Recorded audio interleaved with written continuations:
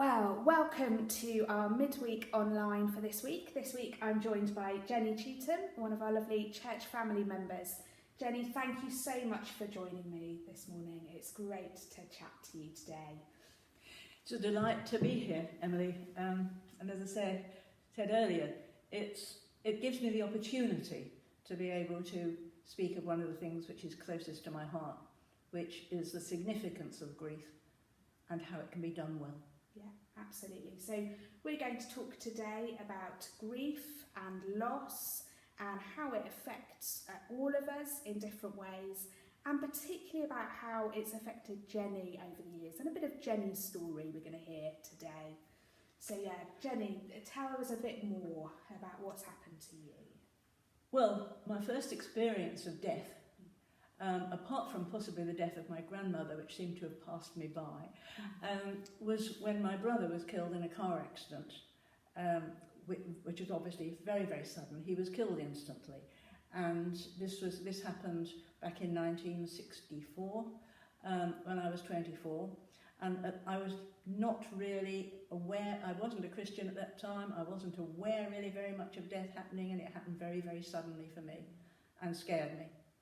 That was my first experience of death, certainly sudden death. Later on, in 1981, we lost our youngest son to leukemia, which, although people might think it's going to be a long drawn job, in fact was very, very rapid. And that was life changing for me in many ways. And then also I lost my father, who died equally suddenly while my mother was making him a cup of tea. He just died on the sofa. And so all of these have been very sudden deaths, and they've all been very, very different experiences. The one, of course, which has made most difference to me in my life has been the death of our son James. Of course. So can you tell me a little bit more about what happened with your son? Well, he was away visiting at half-term, visiting his uncle and aunt, Alan's brother and his wife, in the Lake District. He became ill almost soon after he arrived, and they called the doctor, and the doctor thought he might have glandular fever because his neck was swelling up. And so he stayed there for the rest of the week, and then they contacted us and said he's got to come home. He was going to stay a bit longer while he got better, but he's got to come home because we're not quite sure what's wrong with him, and he ought to see his own doctor. So they popped him on the train, and we met him at the other end, and that was on a Friday afternoon, late afternoon. Took him to our doctor on the Saturday. It was a locum, of course, because it was the weekend, and she didn't know what was wrong with him. Said, bring him in on Monday morning, which we did. And Monday, Tuesday and Wednesday and Thursday just shot by as though it was on roller skates. They thought at first he might have some infectious disease, so they sent him to the infectious diseases hospital at Rush Green. The doctor came to our house. We took him there in the ambulance. I frantically was making arrangements to get my classroom timetable, because I was a teacher, covered by others, and writing work and how it was going to be arranged. Who was going to be sitting with James while he was ill, and we were working. However, on a Tuesday morning, we had a phone call to say, are you coming to see James this morning? So we said, yes, we are. They said, well, come immediately, quickly, we want to speak to you. So we got in the car and went there straight away. And we were told that he had leukemia, but don't worry, there's lots of things that we can do with leukemia these days, don't be concerned. So Alan went back home. I went in the ambulance with James to Bart's, where he was placed at first rather unpleasantly in a large ward full of elderly people, because they had got the message that he was 30, and in fact he was 13. So anyway, about 10 minutes later, he was whisked into the children's ward, which is a beautiful, beautiful place. And he had blood tests every 5 minutes, so it appeared to me. And it was just getting worse and worse. And at the end of the day, I said, should I stay with him?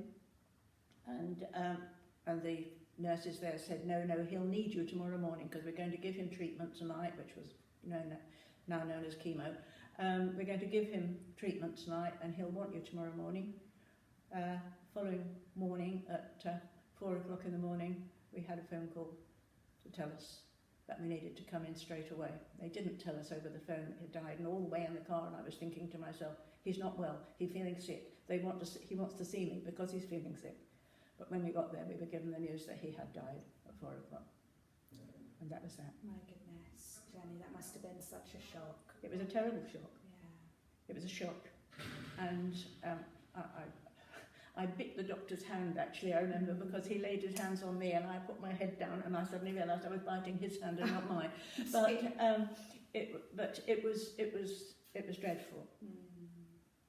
And I can't even put it into words, really. Yeah. And it was possibly worse in some ways it was worse for Alan, because Alan couldn't come to, Alan was so full of denial, he couldn't believe it had happened, and he went to where James is lying, and he went to pick him up, and he said, I'll get him well, I'll take him home, he'll be all right if I get him home. Yeah. That was hard. Yeah, absolutely, Jenny. That's really heartbreaking. That's really hard.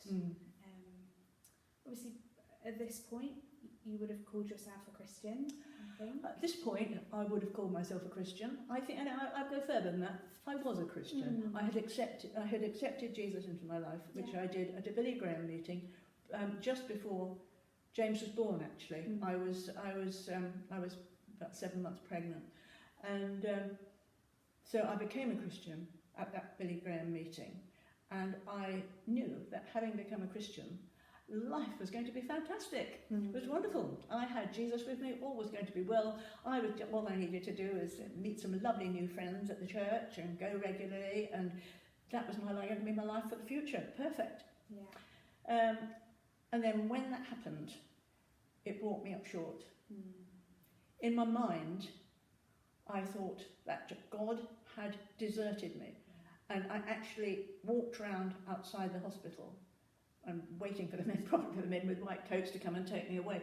But I was saying, why, God? Why? I've given my life to you. What have you done? Kick me in the teeth. Take up my son. And I completely left. I left.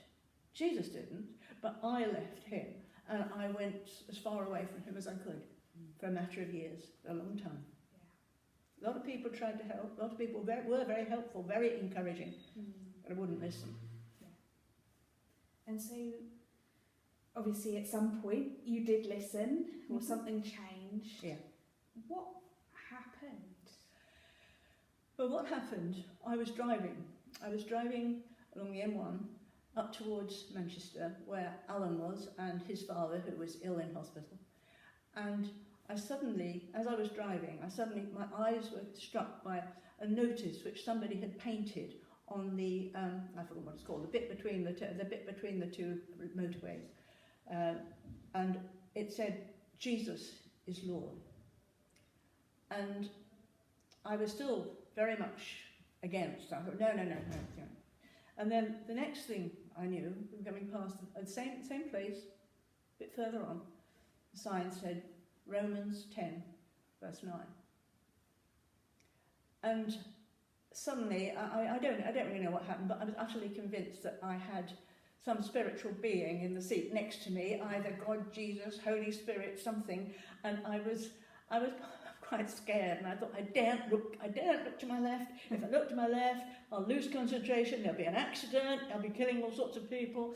So I just sort of drove on, and of course gradually calmed down a bit.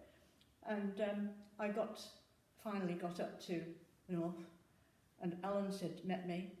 I opened the car door, and he looked at me and he said, what's the matter with you? And I said, I think I've just driven up the motorway with God. And so he looked at me and he said, okay, he said, come in and have a cup of tea. But that was the start. I returned. I was dragged back, kicking and screaming, because I'm a great believer in the fact that if once you belong to the Lord, he will not let you get away. And I tried my best to get away. I promise. I worked at it. But he wouldn't let me get away. And then I came back and I came to St. Peter's because it was the obvious place for me, because I worked in the area. I'd already had some contact with the church through school through working at Redden Court. And within 2 years, we were both of us, Alan and I were both of us considered members of St Peter's. Wow. That's an extraordinary journey to have gone on. And obviously there was an awful lot of grief and pain along the way. Yeah.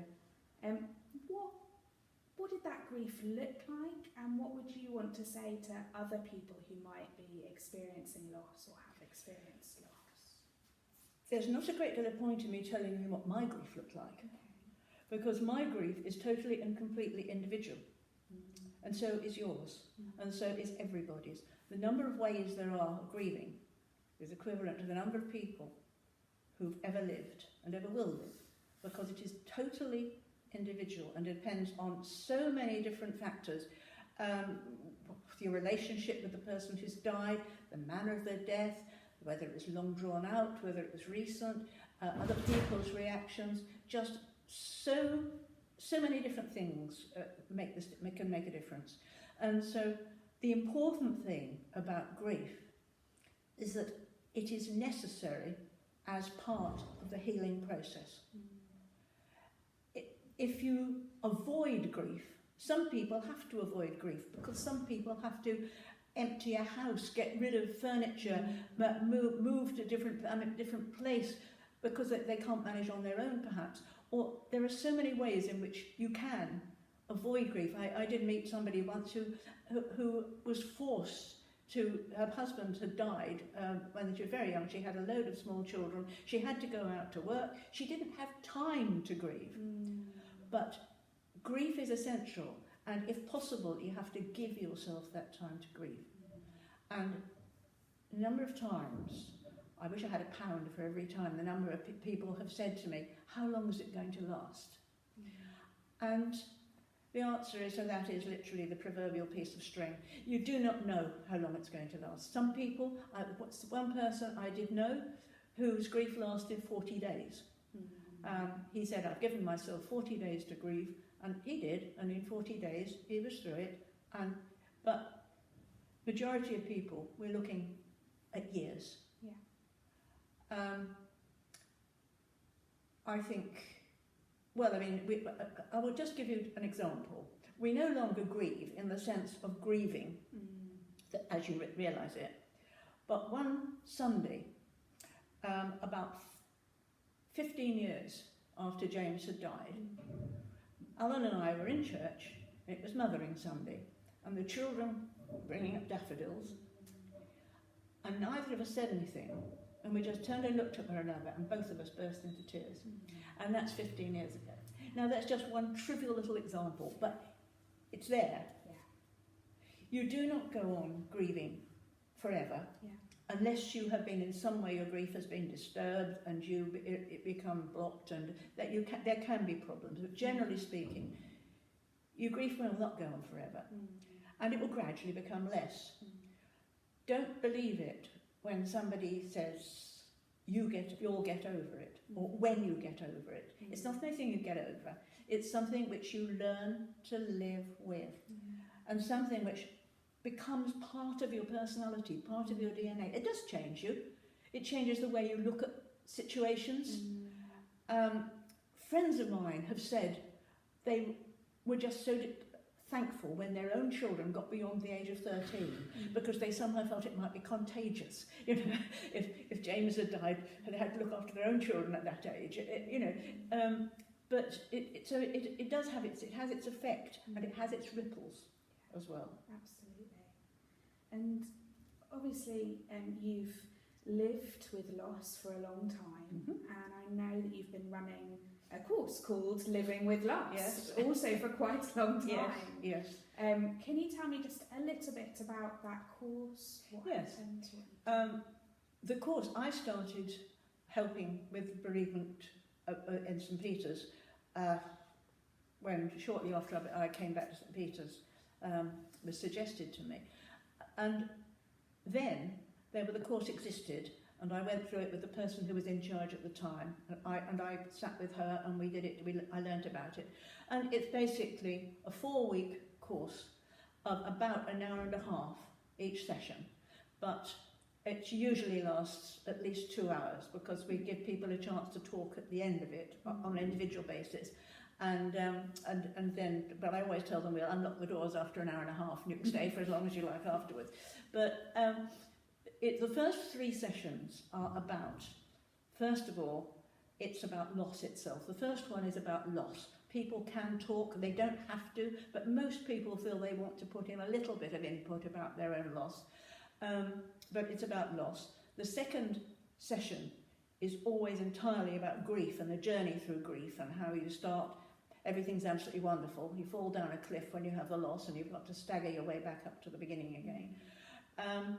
The third session will vary according to the people who are actually at the course, because by that time I've picked up on the different kinds of losses that they've had, and so we sort of emphasise perhaps loss of a child or loss of somebody with Alzheimer's, different types, and so it will depend entirely on those losses. And the fourth one, my favourite one, is the one where I actually come away from the secular nature of it, which we all go through. Everybody goes through that, whether they're Christian, whether they're non-Christian, whether they're not yet Christian, whether they're thinking about Christian, but we all go through the same process. But the last one is what it means if you're a Christian and you experience that loss. Because there are differences. And what are those differences? What does it mean? Sometimes Christians can find it harder than a non-Christian, because Christians think that they ought to be able to handle the grief in a special way. They ought to be pleased that their loved one has gone to be with Jesus and in a wonderful place where there's no weeping, no crying, every tear is going to be wiped from the eye. Well, that's okay for them, but your tears aren't going to be wiped away in the same way, not at that stage. And so you feel guilty for the fact that you are suffering, and you should be glad for the person, but you're not. Grief is not about the person who's died. Grief is about the person who's left. And if you are left as a Christian, you've got that little bit of a guilt trip sometimes that you should be feeling happier for that person. And what does it mean? It means, as a Christian, that when you go through all the processes of grief, hurt, pain, anger, guilt, the lot, when you go through them, you've got somebody with you. You've got a hand to hold. You've got somebody who will have their arms around your shoulders like wings, will take care of you and will ease, not take it away, but will ease the pain. And you know that Jesus has gone through all of that pain before you.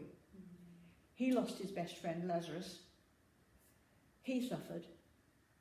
And our suffering, however great it is and however great it may feel, is never as much as the suffering that Jesus himself suffered.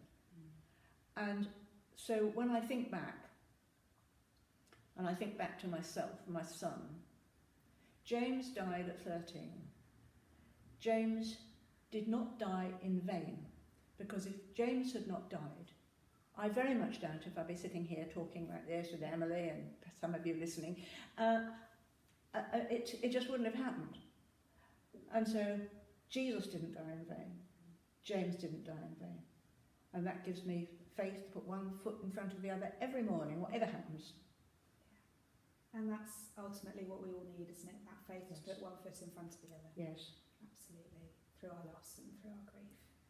Jenny, thank you so much. Thank you for sharing all of that with me, with us. Thank you for your bravery in doing that. Thank you for the way that you've helped us see Jesus as you've done that. Thank you. Obviously, this is something that affects many of us, in fact, if not all of us. So if anything that Jenny has said has really hit home for you, please do chat to Jenny, please do chat to me, please come and find someone, come and talk to someone about what you're going through. And thank you for joining us.